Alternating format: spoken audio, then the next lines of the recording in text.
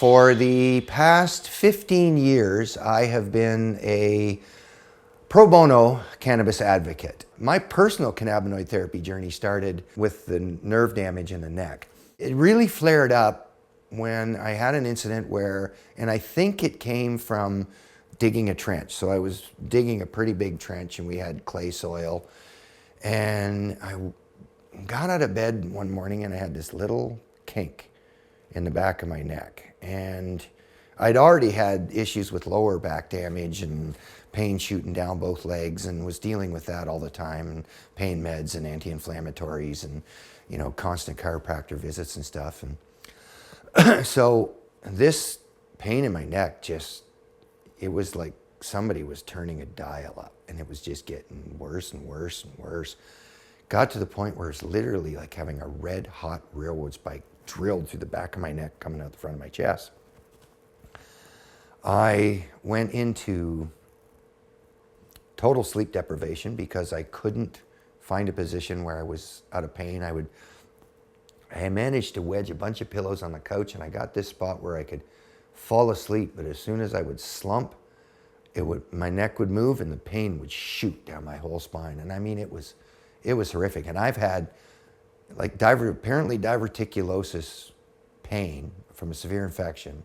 I had it so bad my sigmoid colon was contracting like pregnancy contractions. So it would twitch, and then go into full contractions and then clink down and then relax. And I had to do Lamaze breathing through it.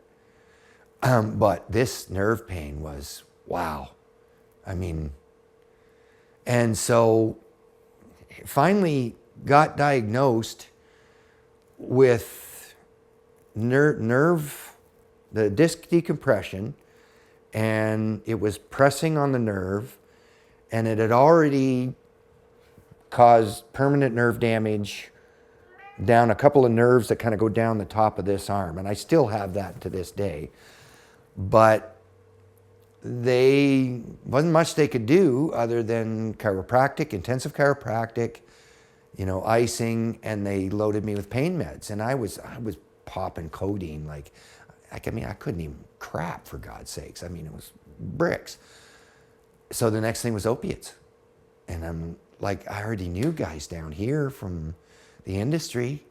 And I'm like, no, I can't do that. So a buddy of mine suggested, he said, I got some really good high-grade THC. They say it's good for nerve pain. So I'm like, okay, bring it over. So he brought me over a quarter, and I rolled one up, and I smoked about a third of a joint, and I thought I'd made a mistake because the kind of pain went through the roof. But you know how that when you are susceptible to the high, it heightens your awareness for that first initial. So I thought, I'm just going to go lay down and put my neck up so that it doesn't hurt that much, and I'll see what happens. I woke up 4.5 hours later. I woke up and I went, what the fuck? I looked around the room. I didn't know where I was. It was the first time I had actually felt somewhat coherent in about a week. I sat on the edge of my bed and I realized what was happening. The pain was reduced by about 65 to 70%. And I started to cry. I just cried. I got up and I walked out, and she goes, are you all right? And I said, I think I found something that works. And I told her how much the pain was down. She said, you slept for 4 hours. That's the most you've slept. And they said, this works. And she said, well, get it. Smoke it as much as you need. So I started smoking. The treatment alleviated the nerve pain. And as I was smoking regular, I would smoke. I was working on computers at the time and looking after everybody. So I had to be coherent during that. I couldn't get up in the morning and burn a doob at that point. So I would smoke at the end of the day, and I started to notice little improvements in my osteoarthritis, everything, digestion, everything just improved a little bit better. I was able to do a little bit more from every ailment I had. And I'm like, something's going on here. That's when I started researching. Because I was a computer technician at the time, research was easy. Down to the computer, bang. Started finding stuff, not in American databases, international databases, Spain, Israel, Portugal, little bit in the UK maybe, but it started popping up. I would have been starting around the 2010, 11, 12 era. And so I started eating, started experimenting with eating. Yeah, it was hard for me at that point. I was a hardcore cannabis smoker. Something seemed wrong about putting bud in oil. It seemed like I was wasting this bud. I'm taking really good smokable bud and sticking it in oil. I had to get over this pre-programming and start, I remember saying to one of my therapists one time that my life changed when I stopped thinking about cannabis recreationally and started using it medicinally. It's a shift in focus, and ingestion is the way to do it medically. And then I started learning about the different cannabinoids, because at that point, it was only THC that you had. So I started incorporating CBD. So all of a sudden, all of my inflammatory issues started to reduce a little bit, right? I started to get better and better and better. All of a sudden, I didn't need, the antispasmodics as much I didn't need the antibiotics. I didn't get the diverticulosis infections anymore. It just clicked over. I mean, I went through some horrible diverticulosis infections. We went down to a Disney one time, and I, eating on the way down there, I just got so inflamed. Went into one of these medical centers in Florida. They pumped me full of Vicodin, and they were ready to cut me open and cut out my bowel. And I'm like, Jesus, guys. What they saw, dollars and signs, right? Guys got insurance. So anyway, I got back, found my own solution with the edibles. I started losing weight.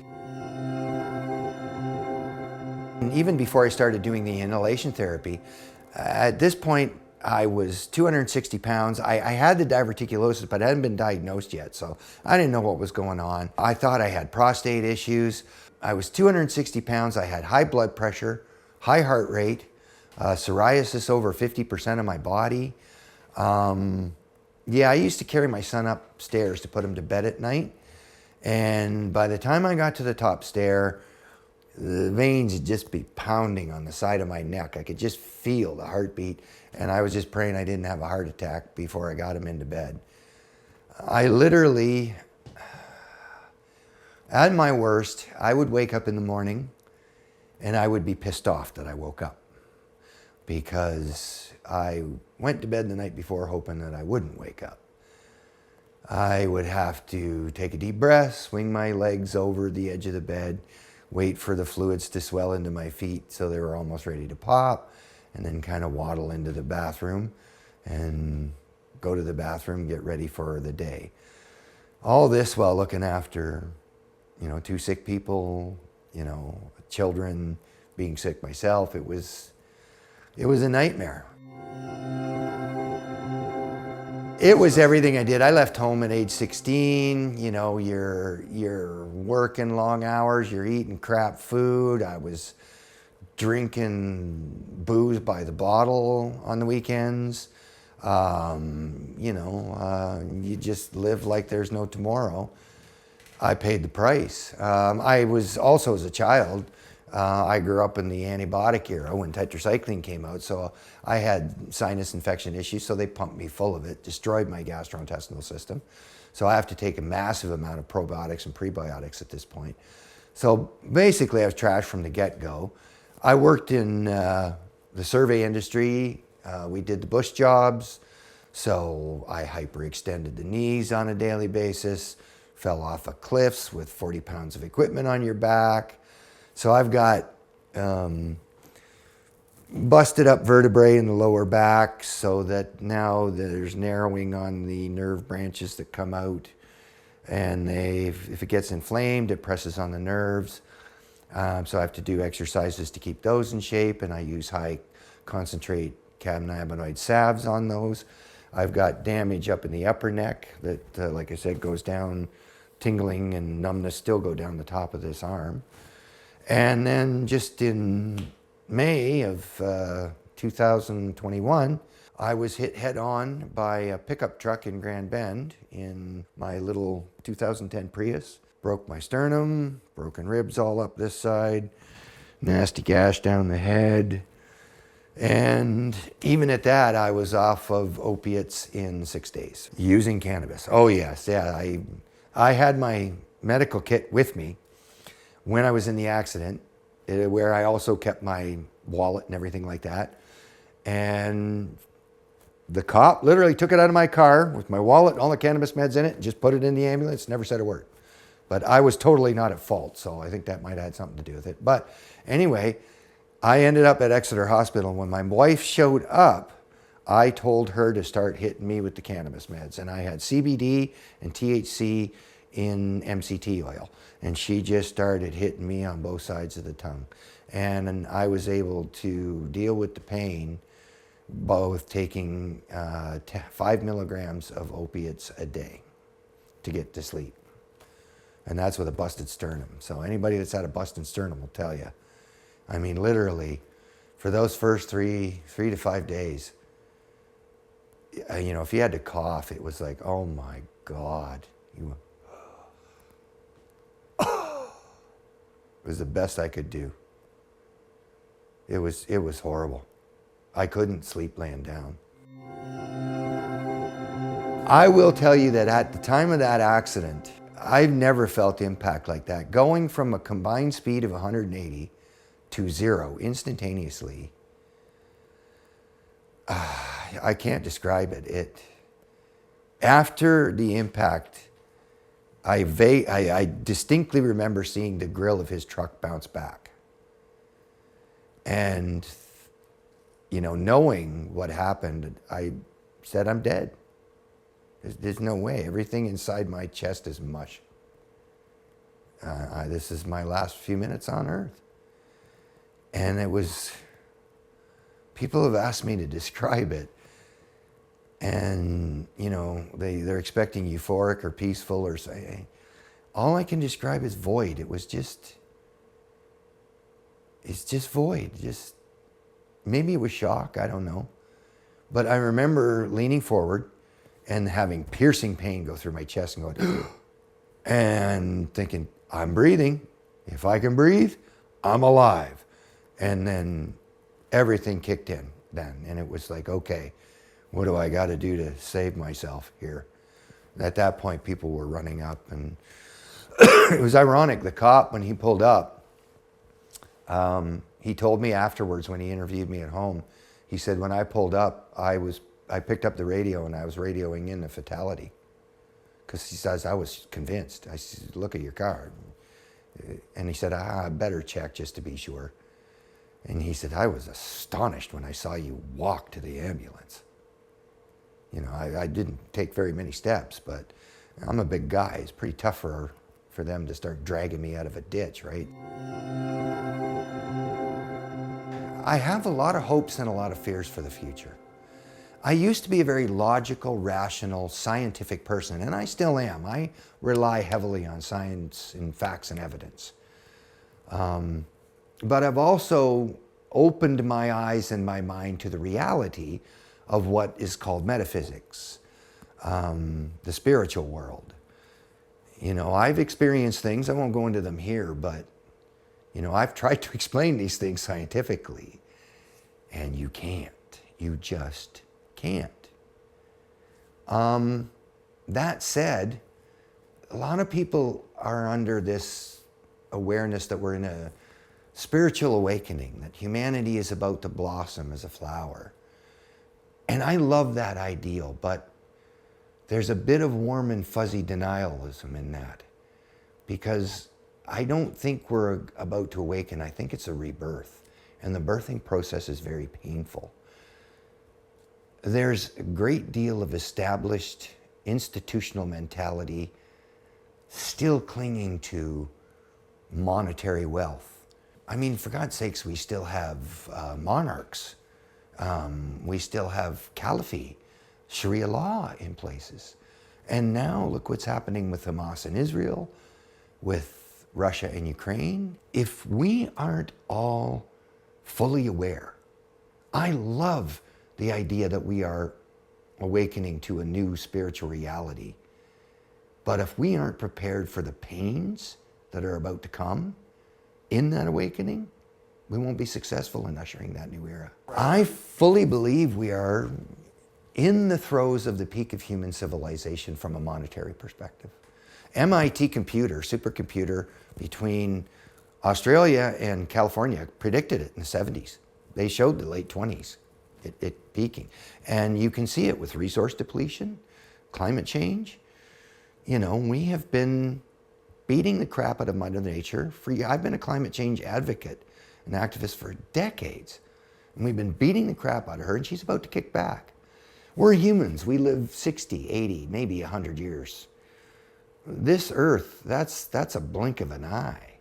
She's just about to flick us a shrug, and we're not going to like it. And if we're not careful and we're not smart, we won't be able to transition the changes coming. We have to alter how we do things on every aspect of scale. We can't be so wasteful. Every resource we use, when you flip on a light or you get in your car to drive, you have to be mindful of where everything comes from and the impact that has on this earth. If every one of us takes the time to do that, we can survive what is coming, and we can create a new, wonderful era of human awakening, of true informational understanding.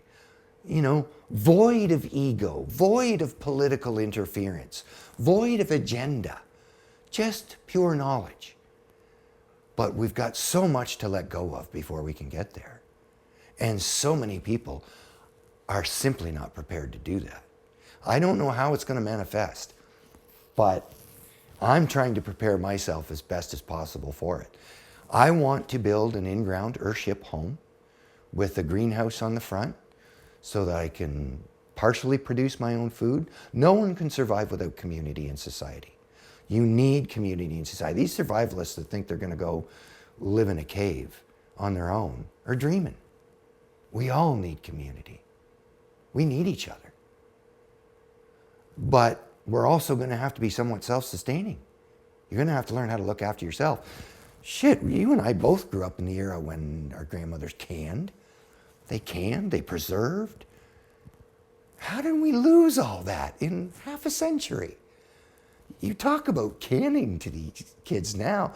I saw a granola bar commercial the other day, and there was a little kid in the back seat, and they're driving through the forest, and the kid asks his mom, "Why are there no buildings out here?" And she says, "Well, you can't build a better skyline than this."